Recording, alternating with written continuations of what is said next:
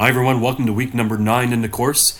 This week, a little bit different. If you look in the week 9 folder, you'll find there's just a couple of things to do, and they all focus on a movie from the National Film Board called Bearing Witness, the Robert Coley Donahue story. So as you click on this, you'll note that the slide doc is there. Slide doc focuses on boundaries and ways to maintain and monitor boundaries. The story, again, is about a gentleman named Robert Coley Donahue. It's somewhat of a difficult film to watch as it follows him and his family in his final 2 years of life. It's an important movie to watch, however, because it does bring up important dynamics around the therapeutic relationship. So I won't lie, it's a little bit of a tough watch at some points, especially if you've had someone close to you pass away recently.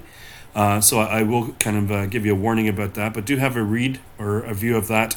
And then when you've done that, come back in and start on the discussions for weeks 9 and 10, where we look at the related issues of transference, countertransference, and dual relationships. So that's it for now. If you have any questions, please give me a shout. Otherwise, I will see you online.